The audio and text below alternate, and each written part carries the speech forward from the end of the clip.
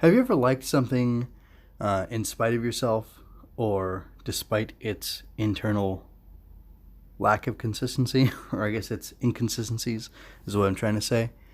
Well, that's how I'm feeling right now. This is MJ. I love Tokusatsu, and right now I want to talk about Kamen Rider Zero-One, episode 14.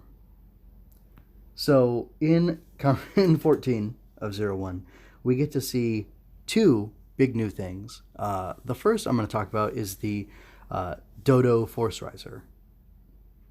Yeah, I guess that's the way you'd use it. The Dodo Force Rider. Now, the guy, Anatsu-chan, or, Little Assassin, is gone at this point. And instead, you hear my creaky desk? Anyway, instead we have a new Humagir, or even a Magir, really, becoming Dodo, or using the Dodo Zemetsurai's key, Instinctorize, I think it's how they're saying it, key, and like I said, he has it with a Force Rise belt, and it's causing him to become a Kamen Rider version of the Dodo form. So, this is Kit Bashed from Bloodstalk, Bloodstark, can't remember what it, I think it's actually Stalk, anyway, from Kamen Rider build, and that's pretty cool. I like the head. It's a very neat design. It looks really cool. I think if you didn't have him using the Dodo's Metsubojinrai key and the Dodo wing swords, I think you know what I'm talking about if you're watching the show, you wouldn't necessarily know that it was him, which is kind of too bad. But the suit does look really good overall. I love the goldish hue of the eyes that contrast really well with all the red and the black. And anyway, just these are good suits. For the thing I like best about the Force Rise suits, is the armor pieces that they have strapped on as if by force. Yeah, I get it. And while this is the Bloodstock base suit, it does have those elements on it, and they just kind of take it to the next level for me. So that's pretty cool. And I also like how he has this chunky belt area, and this guy ends up plugging in all the current Progrise keys in order to send a signal to Seiya to basically hack it for a moment, to take it and have it reawaken the arc, which enables the guys to, and by the guys I mean Hirobi and Jin, to somehow use a 3D printing thing to form their own Progrise key, and they make the Assault Wolf key, which ends up getting used, by Isamu, and I'll talk about that more later. As is common in this type of media, the Dodo Force Rise is too strong for just one rider to take, because he's new. So we get Isamu and Aruto teaming up against him to defeat him, and it's a very hard-fought battle. He gets to be really cool, very powerful, and that's a lot of fun to see. I would say he basically defeats them too, especially because Aruto's limitation from Shining Hopper, where his body gets worn out, kicks in, and he's unable to defeat him, and that was really cool. And there was a great shot where I could have sworn they either did fantastic editing or they had two people in the Shining Hopper suit, in two separate Shining Hopper suits, and able to complete the movements of Shining Hopper in the battle, because it was just too darn fast. It could have been editing, but it was impressive. If it wasn't editing, or if it was editing, I'm impressed, and if it was two suit actors, that's really cool. Either way, it's a really neat thing. But yeah, this guy was a great villain for them to fight, to explore these powers. And beyond that, there's a really neat thing. There's this astronaut Humagir who helps maintain the satellite Seiya, and he is hacked. He's actually been like a sleeper agent this whole time, since Daybreak Town, and Isamu suspects him. Aruto doesn't, because he's a brother and he loves his brother so much, and how can anybody who's a brother and loves his brother so much be a spy? Which I enjoy the naivete. I don't think it was frustrating. I think it was played off well, because you have the cynical versus hopeful, and I don't think cynical is the opposite of naive. I think there's something in between, because naive is like you don't even know what you don't know. versus like having goodwill towards people and being open to goodness is something different. And I think that's what Aruto embodies. And it was really this this played better for me than the turn of Ikazuchi, which he had a different name, but the Metsubojinrai guys, Jin specifically, calls him Ikazuchi, which means thunder, and the guy's always talking about bringing down the thunder on people. Anyway, there was something interesting about him. He was very charismatic, the actor.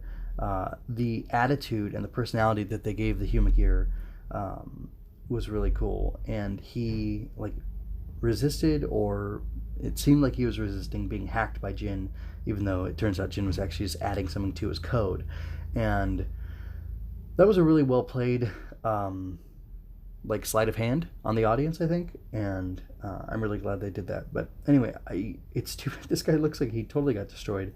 I doubt they'll be able to bring him back, but it looks like they're going to keep using that Dodo Force Riser suit. I would think they're still using the suit. Maybe they kit bashed it from Bloodstock because they wanted something that looked cool fast, and if it wasn't going to be used that much, you don't want to invest that much money in making the suit. I get that, but I kind of envision them putting this the Dodo key and the Force Riser belt. Looks like, where did they get them? I guess, did they make them on their own, like by hand, or did they 3D print them? Because I thought they couldn't 3D print until now. That's kind of weird. Anyway, that's something to look into in the future, but I hope we get to see that Dodo Force Rise rider in the future. I just want to remind everybody that though Metsubojinrai may not have a 3D printer just yet for making the keys or whatever, they do have a butt, because butts are essential to understanding humanity and reaching singularity, and I think they know that. I was really surprised that we got Assault Wolf this episode. I had seen scans, whether they be leaked or legitimate or whatever, and I knew it was coming at some point, but just this soon in the show kind of shocked me. It's kind of fun that Isamu steals it from, I mean, that's kind of his whole thing. It's ironic. He has the philosophy of the Metsubojinrai guys, which is if he wants something, he takes it and he, rips it open, breaks it open, hacks it, if you will, if you must, and claims it for himself. Even though he has no, rightful claim to it. Kind of interesting. I like that character parallel. But the suit looks really great. I wouldn't have minded if it was the original thing that he had. I find it funny that he has like an ARC logo symbol on his chest, even though he hates, the ARC and the, Humagear, who on the Daybreak Incident Day 12 years ago, caused all this pain to him and stuff. And anyway, it was cool. It was a great fight between Assault Wolf and Dodo. And I really enjoyed it, and I don't know, we'll see where they go with that in the future. I could just talk about how cool it looked, and all the great suit acting that they did in it, and but I won't, because you saw it probably, and you know how great it was, and I'll just say it was great. I want to close out kind of equivocating, kind of arguing with myself about Assault Wolf and Isamu, and the fact that he gets the classic Hiroshi Fujioka,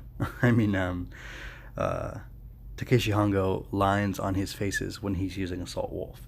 And I was kind of bugged about that at first, because I think that should be reserved for very special characters, probably somebody who is the main writer of the show, who is strictly a heroic writer, because while Isamu has shown restraint and not, murdered a Humagear in the past when he could have, but shouldn't have, but he could have gotten away with it if he wanted to, he still doesn't feel like Hongo to me at all.